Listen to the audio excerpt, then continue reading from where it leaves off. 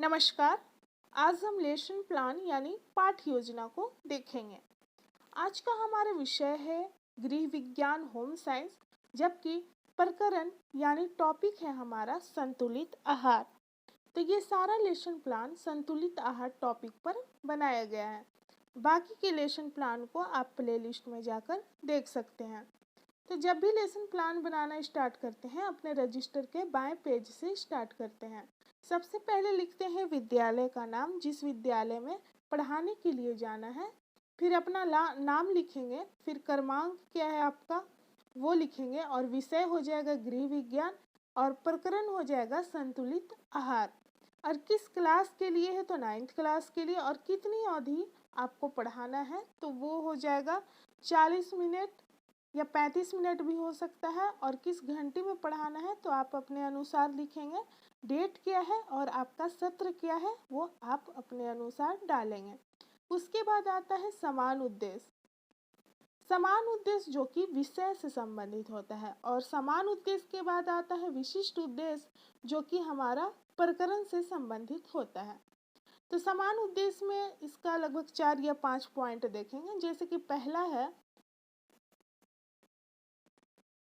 छात्रों में गृह विज्ञान विषय के प्रति रुचि उत्पन्न करना। दूसरा, छात्रों में रचनात्मक विधि का विकास करना। तीसरा, छात्रों में मानसिक शक्तियों का विकास करना। चौथा, छात्रों में घरेलू कार्यों के प्रति रुचि उत्पन्न करना। और पांचवा है छात्रों को गृह विज्ञान का दैनिक जीवन में महत्व बताना। अब इसके बाद विशिष्ट उद्देश्य आता है जो कि प्रकरण से संबंधित होता है। तो यहाँ पर हमारा प्रकरण है संतुलित आहार। तो इसका भी 4 या 5 पॉइंट रहेगा आपका। जैसे कि पहला है छात्र संतुलित आहार के विषय में ज्ञान प्राप्त कर सकेंगे। दूसरा, छात्र संतुलित आहार के विषय में चार्ट को जान सकेंगे, जो संतुलित आहार का चार्ट होता है। तीसरा, छात्र संतुलित आहार में पोषण संबंधी तत्वों को समझ सकेंगे। चौथा, छात्र भोजन पिरामिड का विश्लेषण कर सकेंगे। और पांचवा हो जाएगा छात्र संतुलित आहार में उपस्थित पोषक तत्वों के लाभों का संश्लेषण कर सकेंगे। अब इसके बाद अगला पेज आएंगे, दाहिना पेज, जिसमें हम लिखेंगे सहायक शिक्षण सामग्री, यानी कि आप पढ़ाने के दौरान किन सामग्री का प्रयोग करेंगे उन चीज़ों को यहाँ पर लिखेंगे। जैसे कि हो जाता है हमारा चौक, डस्टर, पॉइंटर, चार्ट, श्यामपट्ट और अन्य शिक्षण सहायक सामग्री। उसके बाद आपका हो जाएगा शिक्षण विधि, यानी आप किस विधि का प्रयोग करेंगे। तो यहाँ पर हो जाएगा व्याख्यान एवं प्रश्नोत्तर विधि। और पूर्व ज्ञान आएगा उसके बाद। तो यहाँ पर हो जाएगा कि छात्र संतुलित आहार के विषय में सामान्य जानकारी रखते हैं। अब उसके बाद आएगा वर्ग व्यवस्था। तो यहाँ पर हो जाएगा छात्र अध्यापिका, यानी या आप अध्यापक है तो अध्यापक लिखेंगे, छात्र अध्यापक।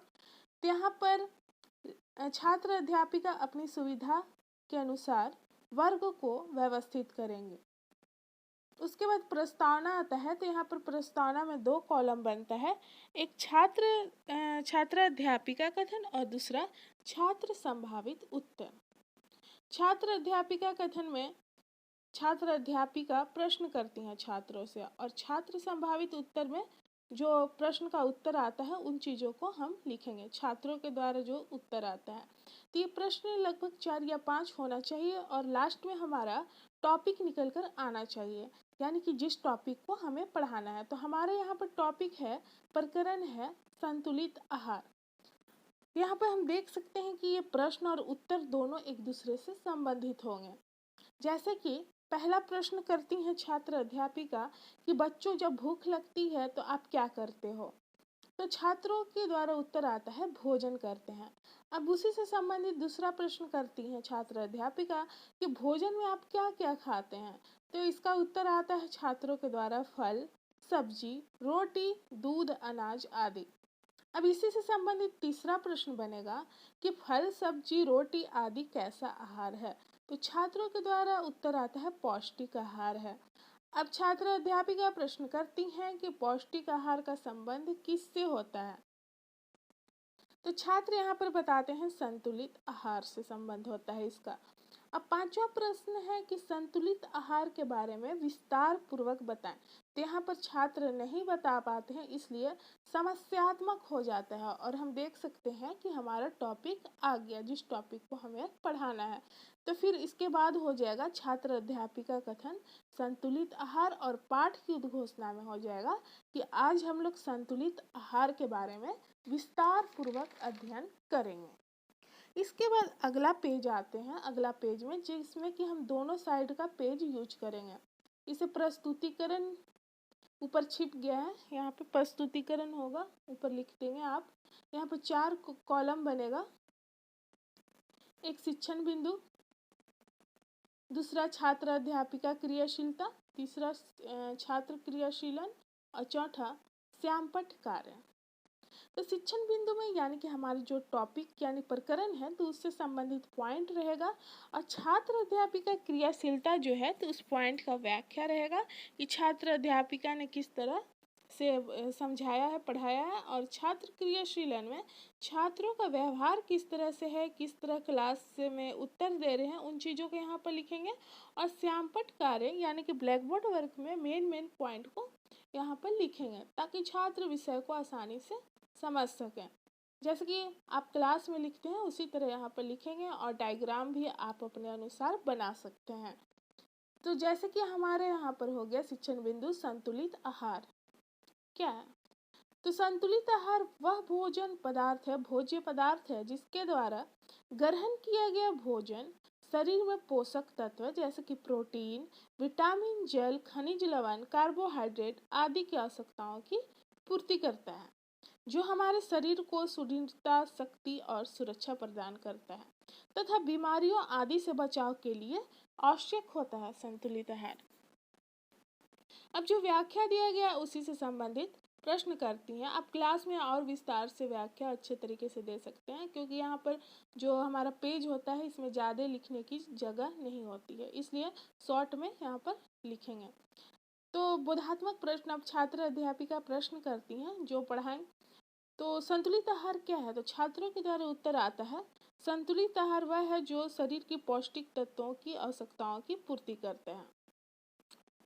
छात्र क्रियाशीलन में देख सकते हैं कि छात्राएं ध्यानपूर्वक कक्षा में छात्र अध्यापिका द्वारा पढ़ाए जा रहे कथनों को सुनेंगे। और यहाँ पर श्यामपट्ट कार्य में देख सकते हैं संतुलित आहार में कि यह शरीर को पोषक तत्व प्रदान करता है, जैसे कि पोषक तत्व में आ जाएगा प्रोटीन, विटामिन, खनिज लवण, जल आदि चीजें। अब दूसरा शिक्षण बिंदु हम देखेंगे संतुलित आहार के आवश्यक तत्व। तो इसका व्याख्या देखेंगे। संतुलित आहार में विटामिन, खनिज लवण, प्रोटीन, कार्बोहाइड्रेट और वसा आदि शामिल है, जो एक संतुलित आहार चार्ट बनाती है। पहला हो जाएगा विटामिन और खनिज।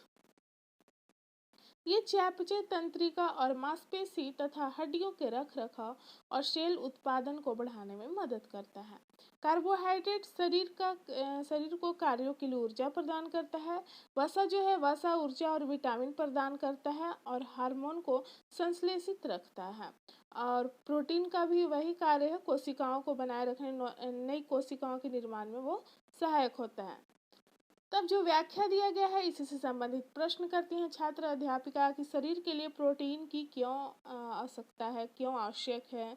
तो छात्रों के द्वारा उत्तर आता है कि शरीर की कोशिकाओं को बनाए रखने तथा नई कोशिका को बनाए रखने में मदद करता है, इसलिए इसकी आवश्यकता पड़ती है। यहाँ पर छात्र क्रियाशील में ऊपर देख सकते हैं कि कक्षा में छात्र अनुशासन बनाए रखेंगे। और श्यामपट्ट कार्य में आप देख सकते हैं कि संतुलित आहार के जो आवश्यक तत्व है उसमें हो जाएगा खनिज लवण, वसा, कार्बोहाइड्रेट, प्रोटीन और आदि चीजें। अब अगला पेज में आएंगे, क्योंकि ये पेज तो फुल हो चुका, तो अगला पेज में आएंगे। यहाँ हमारे 4 शिक्षण बिंदु होना चाहिए कम से कम। तो तीसरा शिक्षण बिंदु है संतुलित आहार को प्रभावित करने वाले कारक। कौन कौन कारक संतुलित आहार को प्रभावित करते हैं, यहाँ पर भी 4 कॉलम आप बनाएंगे। तो यहाँ पर व्याख्या में देख सकते हैं छात्र अध्यापिका क्रियाशीलता में कि संतुलित आहार को प्रभावित करने वाले कारक निम्नलिखित है, जैसे कि हम आयु, लिंग, शारीरिक क्रियाशीलता, स्वास्थ्य और वहाँ का वातावरण, जलवायु को ले सकते हैं। तो आयु पहला है, आयु संतुलित आहार को प्रभावित करता है। बच्चों को उनके शरीर के भार की तुलना में प्रौढ़ व्यक्ति से अधिक तत्वों की आवश्यकता होती है। लिंग में देख सकते हैं कि पुरुषों की पोषकता तथा आवश्यकता स्त्रियों की अपेक्षा अधिक होती है। स्वास्थ्य में भी देख सकते हैं, जलवायु एवं मौसम और क्रियाशीलता, शारीरिक क्रियाशीलता, तो अधिक शारीरिक क्रियाशीलता व्यक्ति को अधिक पोषक तत्वों की आवश्यकता होती है। जो व्यक्ति अधिक कार्य करता है उसे अधिक पोषक तत्वों की आवश्यकता होती है। जलवायु में भी हम देख सकते हैं कि ठंडे प्रदेशों के लोगों के लिए अधिक आवश्यकता पड़ती है। अब जो व्याख्या दिए गए है उसी से संबंधित यहाँ पर प्रश्न करती हैं छात्र अध्यापिका कि संतुलित आहार के कौन से कारक प्रभावित करते हैं। तो छात्रों के द्वारा उत्तर आता है कि प्रभावित करने वाले जो कारक हैं वो है आयु, लिंग, स्वास्थ्य एवं शारीरिक क्रियाशीलता आदि। श्यामपट्ट कार्य में यहाँ पर देख सकते हैं संतुलित आहार को प्रभावित करने वाले कारक में तो हो जाएगा लिंग व आयु, जलवायु तथा मौसम, स्वास्थ्य, शारीरिक क्रियाशीलता आदि। अब चौथा शिक्षण बिंदु है हमारा संतुलित आहार का महत्व क्या है। तो शरीर को स्वस्थ रखने के लिए संतुलित आहार का उत्तम महत्व होता है, जरूरी होता है शरीर को स्वस्थ रखने के लिए।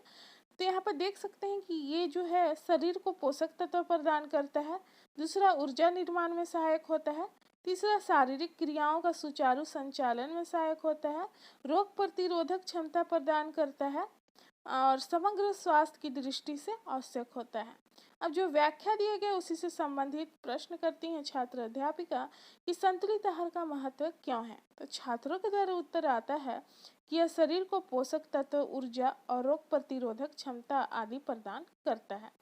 यहाँ पर हम देख सकते हैं छात्र क्रियाशीलन में कि छात्र जो है वो ध्यान पूर्वक सुनेंगे और यहाँ पर श्यामपट्ट कार्य में देख सकते हैं कि पोषक तत्व प्रदान करता है ये संतुलित आहार, शरीर को पोषक तत्व, ऊर्जा निर्माण करने में सहायक होता है, रोग प्रतिरोधक क्षमता प्रदान करता है आदि चीजें हम देख सकते हैं। अब इसके बाद अगला पेज में आएंगे, यहाँ पर मूल्यांकन करेंगे, यानी कि जो चीज पढ़ाया गया है उसका एक बार मूल्यांकन करना जरूरी होता है। इसके आधार पर यह देखा जाता है कि छात्रों ने क्या समझा है। तो ये प्रश्न लगभग 4 या 5 होना चाहिए। क्लास में मूल्यांकन किया जाता है और जिसका उत्तर छात्र देते हैं। तो पहला प्रश्न है कि संतुलित आहार क्या है। दूसरा, शरीर को कार्बोहाइड्रेट एवं वसा क्या प्रदान करता है। तीसरा, पोषक तत्वों की कमी का प्रभाव बताइए। चौथा, विटामिन ए की कमी से होने वाला रोग बताइए। पांचवा, संतुलित आहार का क्या महत्व है।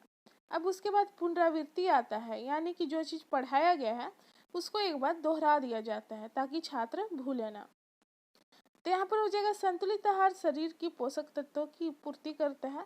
दूसरा, संतुलित आहार के अभाव में विटामिन, प्रोटीन आदि तत्वों की कमी हो जाती है। संतुलित आहार को आयु, लिंग, जलवायु आदि जैसे कारक प्रभावित करते हैं। अब इसके बाद गृह कार्य आता है, तो यहाँ पर लगभग 2 प्रश्न होना चाहिए। तो पहला प्रश्न है कि संतुलित आहार पर संक्षिप्त टिप्पणी लिखिए और दूसरा है पोषक तत्वों का विस्तार पूर्वक वर्णन करें। तो यहाँ हमारा लेसन प्लान समाप्त होता है। मिलते हैं अगले वीडियो में। धन्यवाद।